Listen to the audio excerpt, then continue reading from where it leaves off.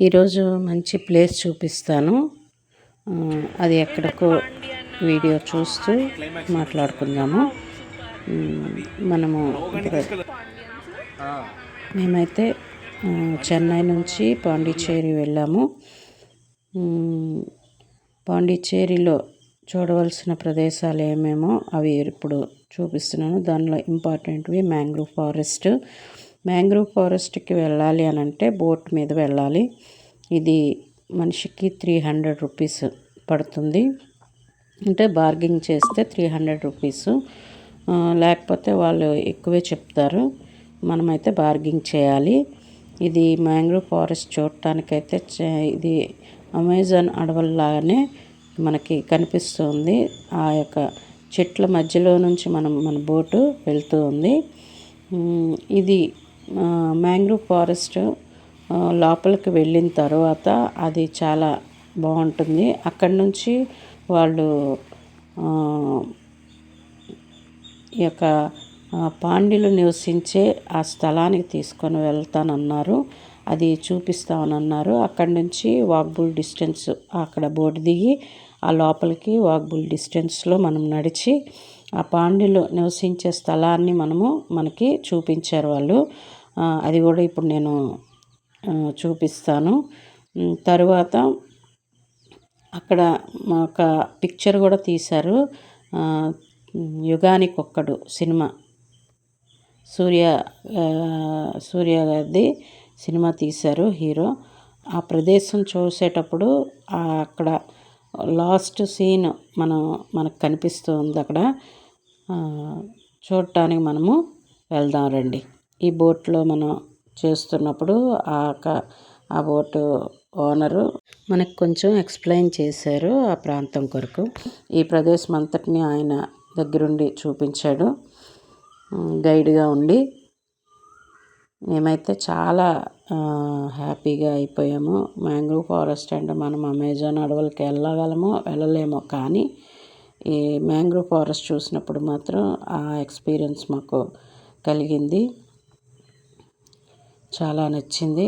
కానీ పాండిచ్చేరి వెళ్ళేటప్పుడు మాత్రం ఖచ్చితంగా మ్యాంగ్రూవ్ ఫారెస్ట్ని విజిట్ చేయండి. అలాగే పాండ్యుల స్థలాన్ని కూడా విజిట్ చేయండి. ఎందుకంటే అది రెండు లోపలికి వెళ్తూ ఉన్నాము.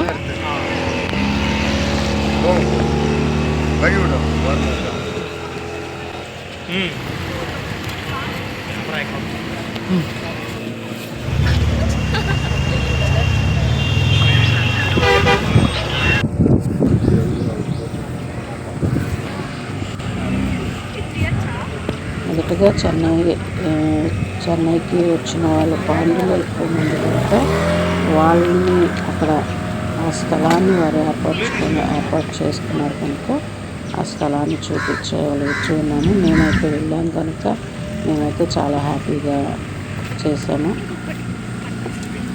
రండి చూద్దాం. ఈ మ్యాంగ్రూవ్ ఫారెస్ట్ లోపలికి వెళ్తూ ఉన్నాము. మేము విజయనగరం నుంచి వెళ్ళాము. కొంతమంది విశాఖపట్నం నుంచి వెళ్తారు, విజయవాడ నుంచి వెళ్తారు. ఇది ఏదైనా చెన్నై నుంచి పాండిచ్చేరికి వెళ్ళాలి. చెన్నైలో మనం ఉండి చెన్నై నుంచి పాండిచ్చేరి, అది పెద్ద ఎక్స్పెన్సెస్ కాదు. కానీ మీరు ఎక్కడి నుంచి వచ్చినా ట్రైన్ టికెట్స్ ఉంటాయి.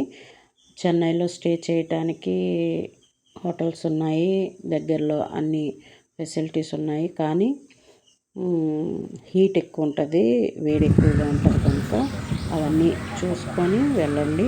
తర్వాత పాండిచ్చేరి వెళ్ళాలి అని అంటే అక్కడ వింటేజ్ హౌసెస్, ఫోటోషూట్స్కి బాగుంటుంది. న్యూ కపుల్స్ ఎవరైనా ఫోటోషూట్స్ చేసుకోవాలనుకున్నా, మ్యారేజ్ ఫోటోషూట్స్ చేసుకోవాలనుకున్నా వింటేజ్ హౌసెస్ ఉన్నాయి. అది ప్యారిస్ టైప్లో ఉంటాయి కనుక అవి కూడా మీరు చూడండి. అది పెద్ద ఏమీ కాదు, కానీ చూడటానికి మాత్రం బాగుంటుంది. మనం నడుచుకొని వెళ్తూ ఉంటే పైనుంచి ఫ్లవర్స్ పడినట్టు కూడా మనకి చాలా బాగా కనిపిస్తుంది. అక్కడి నుంచి ఏదో ఒక వస్తువు కొనుక్కోండి. ఎందుకంటే ఆ వింటేజ్ హౌస్కి సంబంధించిన బ్యాగ్స్ అమ్ముతున్నారు, కానీ వింటేజ్ అది మాత్రం ఖచ్చితంగా తీసుకోండి. అది 150 అమ్ముతుంది, ఆ బయట కొనుక్కుంది. ఇప్పుడు మనము ఇక్కడ నుంచి మ్యాంగ్రూవ్ ఫారెస్ట్కి వెళ్ళి అక్కడ నుంచి పాండిలో ఆ స్థలాన్ని చూసుకుంటూ రిటర్న్ మళ్ళీ మేము వచ్చేసి బీచ్కి వెళ్ళాము. బీచ్కి వెళ్ళి బీచ్ దగ్గర కొంతసేపు వచ్చేసాము. ఆ బీచ్ చూడవలసిన వాళ్ళు వెళ్ళొచ్చు. ఎక్కడంటే వింటేజ్ హౌస్కి కొంత దూరంలో నడిచి వెళ్ళినప్పుడు ఆ బీచ్ మనకు కనిపిస్తుంది. అది కూడా ఎక్స్ప్లోర్ చేయండి. ఎన్నోళ్ళు ఖచ్చితంగా ఇది చూడండి.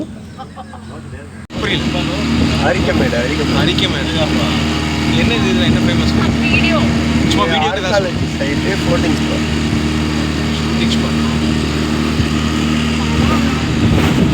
ஒரு 200 year before building Roman road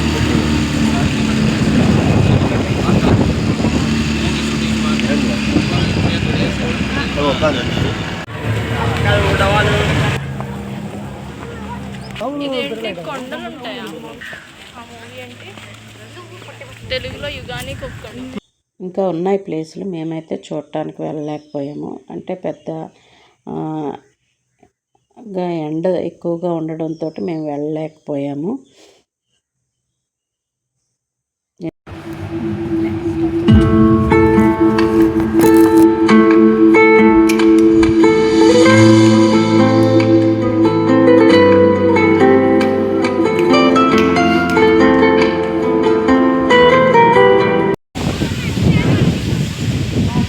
పాండిలు ఇక్కడే బస చేసేవారు.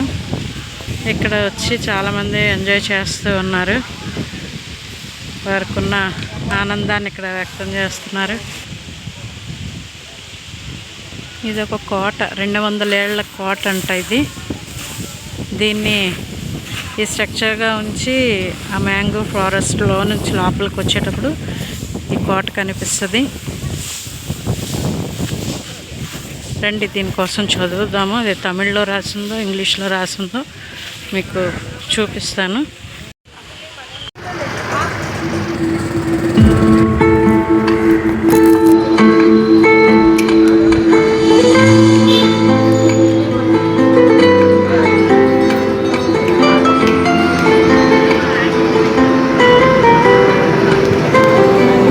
మార్గము తెలిసిన తప్పిపోయాను, ఎటో తెలియక నిలిచిపోయాను. మార్గము తెలిసిన తప్పిపోయాను. ఫస్ట్ నుంచి చివరి వరకు చూడండి, మీకు నచ్చుతుంది. Thank you.